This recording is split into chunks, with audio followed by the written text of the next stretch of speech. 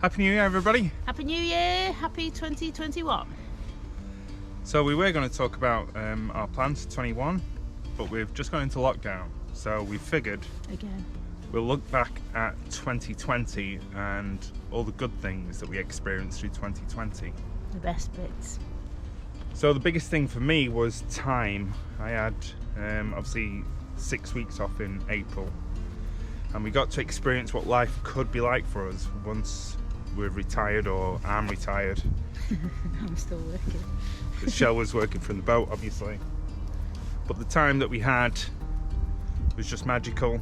We obviously did do a video about it here, so I'm not going to talk specifics of lockdown, but just having that time, waking up, having a nice morning routine, it was just magical. No, you had 6 weeks off, Magical. didn't you? Yeah. At the beginning. My time has been different, so I've had more time because I haven't had the commute or the get ready for work, so that's probably given me another hour and a half to 2 hours a day, which has been lovely, been really nice.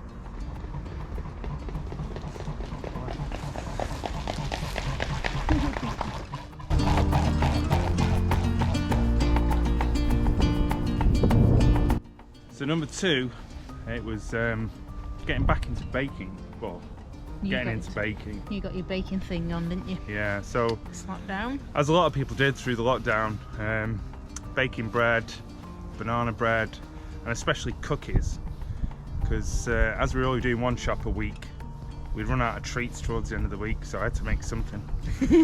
So Somebody likes utilised, to nibble at night, don't you? yes. So utilising everything that we had in the cupboards, basically. So there's a lot of ginger, very sweet cookies. But yeah, getting into baking has been really beneficial. I've just made a loaf and a banana loaf this morning. So it's definitely a skill that I think 2020 has given me. So I'm really thankful for that. So number three is nature. So nature. So during lockdown, obviously I've been at home a lot more, so I've been outdoors a lot more as well, and I've seen a lot more of the seasons change, which has been lovely. So normally I'd be locked up in an office for 9 hours a day, 5 days a week, but no, I've seen a lot more of the seasons. So right at the beginning of lockdown, there was all the baby swans, wasn't there?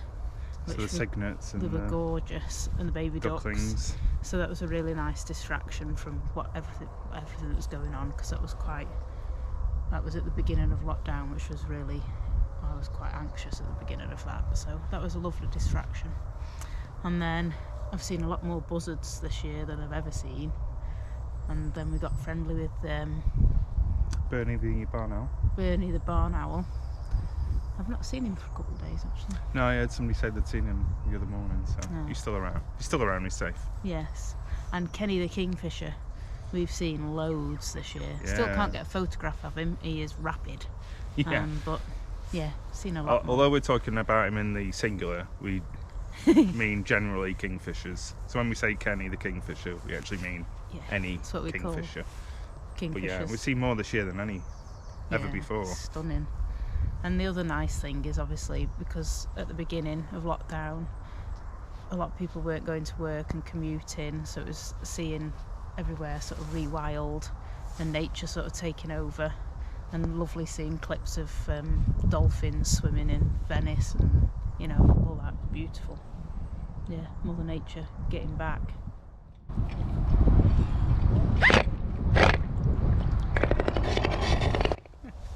So number four is friends and family. Yeah, so we've grown stronger bonds with our boating family, because we haven't been able to go anywhere. We've been sort of going outside when we could, having campfires and stuff with our boating family, which was lovely. And we have also later in the year got out with them on the boats, and that's been really nice. Spend some quality time out on the water. Yeah, and generally sort of helping each other out. Yeah, that's been lovely. There's been a lot of swapping of cakes. Yeah, a lot of baking. And then with family as well, because we've obviously not seen as many friends or family as we would have liked, but I think I've really liked sort of being able to look after my family a bit more, supporting my mum and dad, just checking they're okay, and just being there more than normally I would be when I was in the rat race a bit more. So that's been nice to be a bit more involved. Yeah, it's given us an appreciation really of what we have got. Yeah. And we need to look after it. Yeah, beautiful friends and beautiful family. So, yeah. Yeah, it's been a big part of the year really. Strengthening ties, both friends and family. So number 5 is micro adventures. So I know sometimes it's felt like going to Tesco was an adventure. Sometimes that was the only bit of going out I did.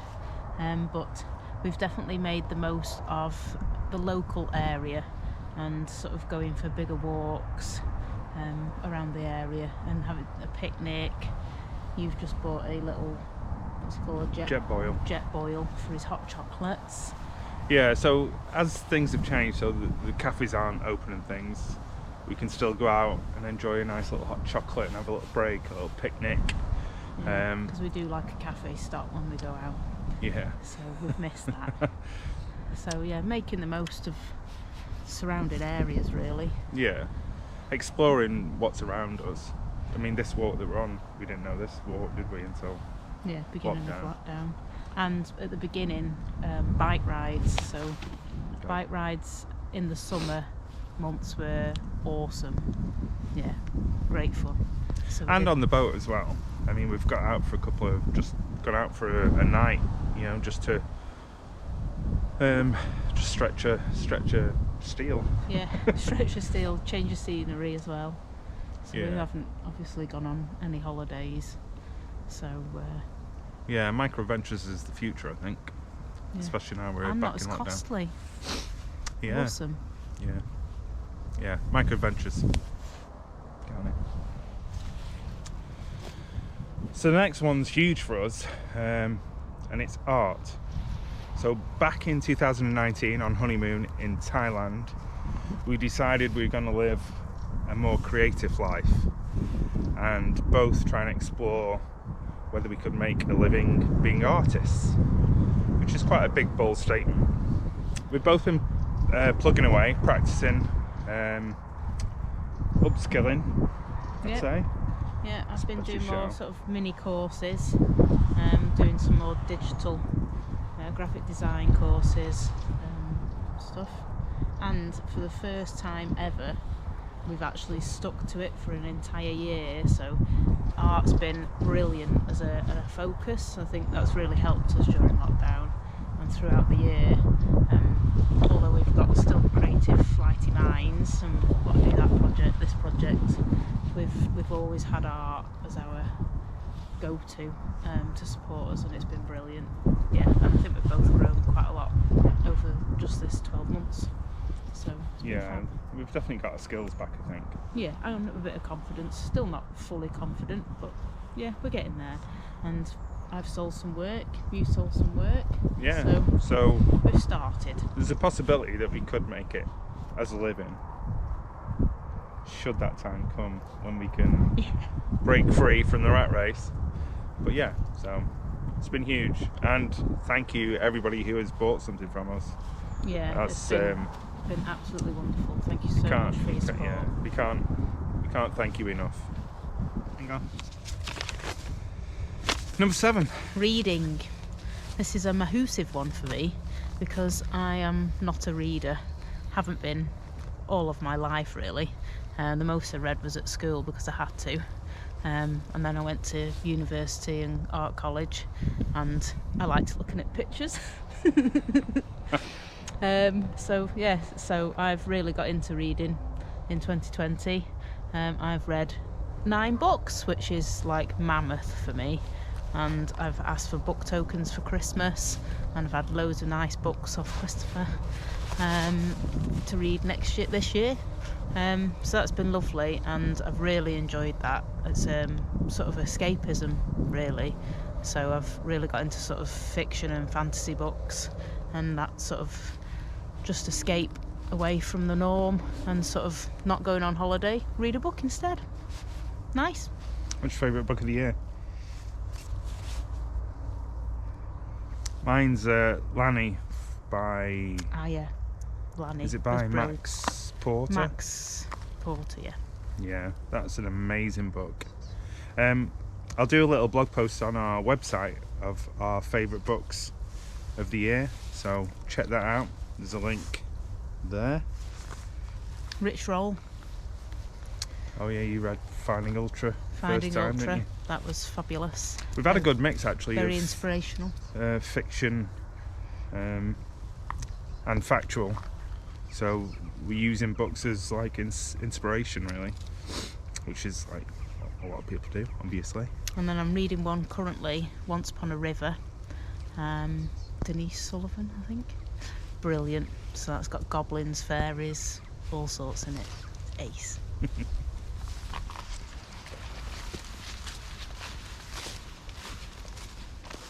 Number 8, meditation. So all through the beginning of lockdown we were using the Calm app, which was brilliant, which we did a course on meditation, which gave us sort of an overview of lots of different ways of meditating, and gave us lots of different skill sets.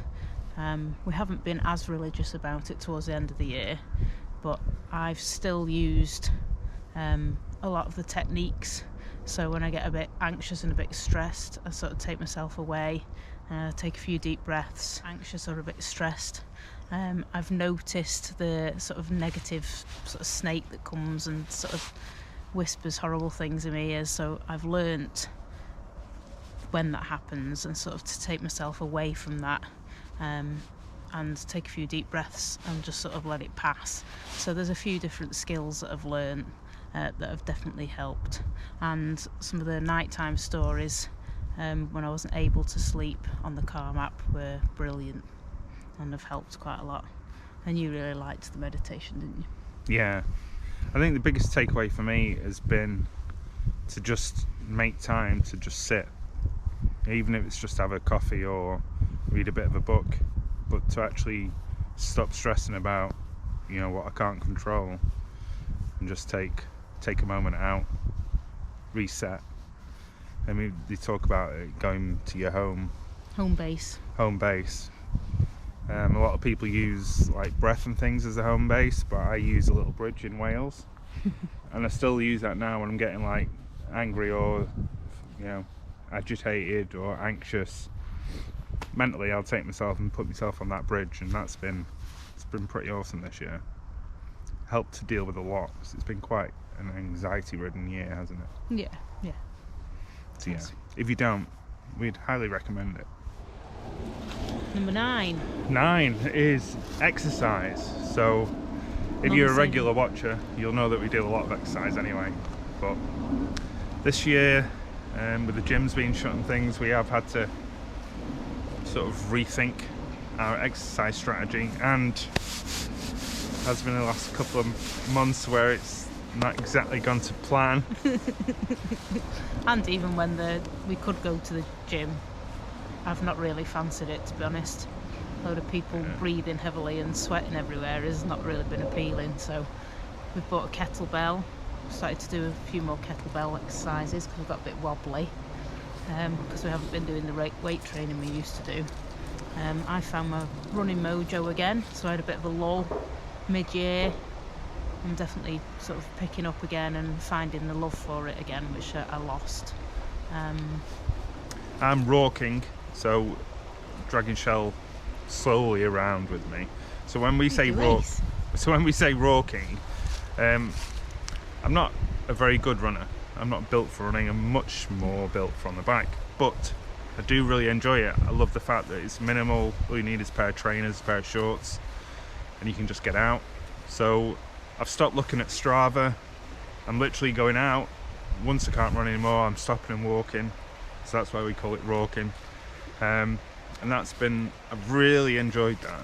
Just takes all the pressure off, you know, trying to beat your minute a mile and all that sort of shit. Yeah, a lot of podcasts that I listened to this year were talking about that, forgoing the Strava, forgoing the tracking, and just enjoying being out. And just getting out. I've really enjoyed getting that. Fresh air. Yeah. And chatting. So that's quite nice. Yeah. We have a good little chin wag while we're out, don't we? Put the world to rights, don't we? Yeah. So yeah, another saving grace exercise. And watch out later this year for Shell's kettlebell exercise video. It's worth the wait, trust me. So number 10 is community. It means a lot of things to us, but primarily you guys. You lovely lot. And all the support and comments and likes that you give our videos. It's really helped keep us on track this year, where we could have quite easily lulled through lockdown, but then doing different things, doing the projects with Meet the Crew, it's really enabled us to keep the momentum up, and really appreciate that, because there's 2,000 new subscribers this year. That's a hell of a lot, especially for a little channel like ours. So thank you very much. I loved Inktober, getting to know some of you much better. That's been really wonderful. So yeah, thank you for your support on that. Came out of that project, didn't they? Yeah, really enjoyed beautiful that. It was. Might become a regular thing, that definitely. Yeah, you found that very rewarding, didn't you? Yeah, and it really helped me, so thank you. Other things like different sort of technologies has helped. So WhatsApp, we've got in a couple of groups that's been family supportive. And friend groups, yep. Instagram, I mean, a lot of you guys know us off Instagram as the Narrowboat Chronicles still. Yeah, thank you for supporting all of our artwork again. Yeah, so it's just been really great, and we really do appreciate it. And we just hope that we can get out of any tiers. We're in 5 now. Yeah. So we've gone up 2 in about a week. But hey, we're not going to let that get us down. We've got to keep positive, sun shining. That's it, crew, for 2020. Thank you so much for all your support, for subscribing, and for encouraging us and liking our videos. It's meant the world. It's been really, really good. Yeah, and here's wishing you all a wonderful 2021. We've definitely built some skills this year, definitely more resilient this time round. So yeah, I'm looking forward to 2021. So take good care of yourselves, love yourself, Stay afloat. and we'll see you very soon. Bye bye.